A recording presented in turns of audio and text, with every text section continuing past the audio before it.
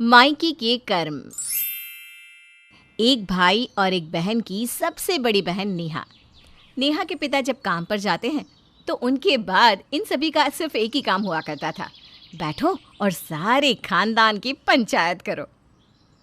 अरे वो तेरी बुआ की बेटी का इंस्टाग्राम देखा? हाँ माँ, पता नहीं कौन से लड़के के साथ घूम रही है। तभी नेहा चाय बना कर रखती है। लो सारे चाय पी लो। माँ, मैं तो पहले से उसे जानती थी कि वो कॉलेज पढ़ने नहीं लड़कों के साथ घूमने जाती है। बस माँ, यही तो कारण है कि मैं नहीं चाहता कि नेहा कॉलेज जाए। मैं जा भी नहीं रही हूँ, होता क्या है कॉलेज में न जाने से? अरे बुआ को क्या ही लग रहा है कि बेटी क्या ही बन जाएगी उनकी? बदनामी होगी वो अलग। भला हो मेरे बच्चे घर से बाहर ही नहीं निकलते। अरे आसपास वालों को तो पता भी नहीं कि हम लोगों के घर में नेहा भी है। ऐसा संस्कार दिए हैं मैंने अपने बच्चों को। नेहा का भाई राकेश भी माँ और बहन के साथ घर के पंचायत में बैठा रहता था। ना कोई काम करता था ना दाम। बड़ा हो चुका राकेश पिता के पैसों पर ही निर्भर रहता था। वहीं बहन नेहा सारा दिन ऑनलाइन शॉपिंग और सजने संवरने में दिमाग रखती। शाम को नेहा के पिता घर आते हैं। अरे नेहा की माँ, कहाँ हो? क्या हो गया? कैसा रहा तुम्हारा ऑफिस? अरे चिंता है कोई। ना बच्चों को बाहर पढ़ने भेजती हो, ना राकेश को किसी काम में लगने देती हो। बस सारा दिन दोनों को लेकर दुनिया की पंचायत। नेहा के लिए लड़का देखा है, पसंद करके हाथ पीले कर दो इसके। अरे कैसा है दिखने में, कितना कमाता है? और दूसरी बात, तुम्हारे परिवार में जितनी लड़कियां हैं उन सब में अच्छा मेरा ही दामाद जब तक नहीं मिलेगा मैं शादी नहीं करूंगी अपनी बेटी की। पिता भी क्या करते हैं, क्योंकि वो जब भी कुछ कहते नेहा और राकेश माँ के साथ मिलकर उन्हें चुप कर देते। फिर एक रोज़ माँ बुआ आई है, फिर वही साड़ी पहनी है जो पिछली बार पहनी थी। अरे क्या करने आ जाती है ये नहीं कि आने से पहले फ़ोन तो कर दे। अरे तो तुम लेट जाओ ना माँ। नेहा, तू चाय बना कर पिला, मैं थोड़ी देर में भगाता हूँ उन्हें। पापा तो है नहीं। अरे नहीं, चल कर देखूँ तो क्या बोल रही है, थोड़ा टाइम पास। उनकी बेटी की फ़ोटो किसी लड़के के साथ डाली थी, चलो मज़े लेते हैं। अरे रेनू, कैसे आना हुआ? कैसी हो? फ़ोन भी नहीं किया। हाँ भाभी, बस वो बेटी की शादी तय करती है ना, तो कार्ड देने आई थी। वैसे तो नेहा बड़ी है, शादी पहले उसकी होनी चाहिए थी, लेकिन क्या करे, लव मैरिज है ना, और लड़के वालों को शादी की जल्दी है। नेहा की माँ तो जैसे पागल ही हो जाती है। ये क्या? जिस रेनू का घर नहीं चल रहा था, पति कुछ कमाता नहीं था, उसकी बेटी की शादी कैसे हो रही है और कहाँ हो रही है? वो तो है, पढ़ने जाती कहाँ थी, वो लड़का फंसा लिया। वैसे क्या करता है लड़का? रेनू को गुस्सा तो बहुत आता है, लेकिन क्या करती, गरीब बहन का भाई के घर आना जाना बंद ना हो जाए, इस डर से वो शांत रहती है। खैर, लड़की का बिजनेस है शहर में, 4 कोठी और 10 बड़ी गाड़ियां हैं, बहुत ज़्यादा पैसे वाले लोग हैं, लेकिन हमारी बेटी साम्या को देखते ही हाँ कर दी। हाँ, वो तो ठीक है, लेकिन दहेज कैसे दोगी? कहाँ से आएगा इतना पैसा? बस सब ऊपर वाला कर देगा।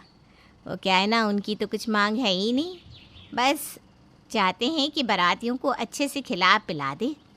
बुआ शादी का कार्ड देकर चली जाती है और उसके जाने के बाद बैठ जाते हैं नेहा, उसकी माँ और भाई पंचायत करने। इतनी जल्दी शादी? लेकिन माँ, लड़का तो पैसे वाला है और इंस्टा में मैंने फ़ोटो देखी थी, दिखने में भी ना हैंडसम है। किस्मत है सौम्या की, नहीं तो मेरे ही कपड़े पहन कर बड़ी हुई है। और क्या, तेरे एक से बढ़कर एक कपड़े छोटे होते ही मैं तेरी बुआ को दे देती थी। पूरे पैसे वाले घर की लगती थी सौम्या उसे पहन कर।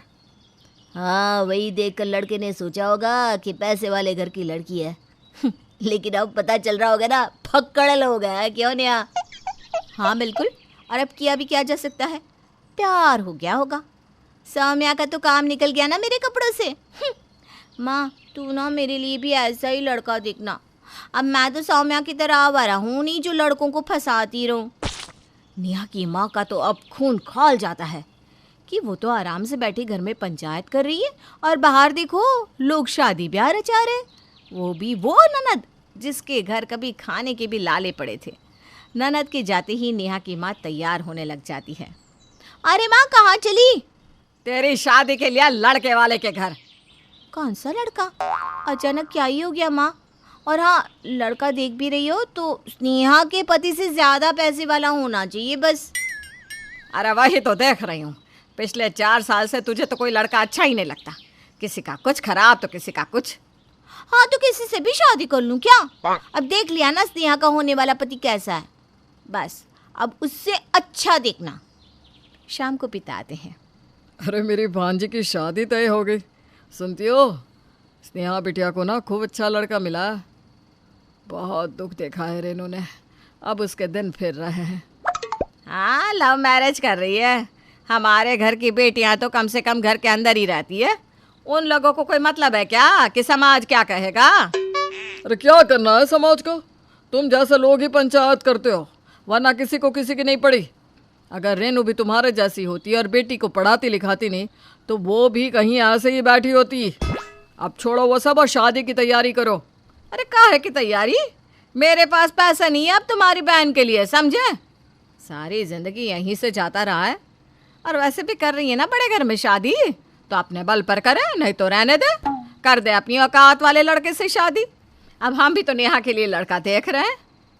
भले पैसा है, लेकिन हम तो ऐसे ही कहीं करेंगे जहाँ कम से कम दामाद को साथ और पास बिठा तो सके।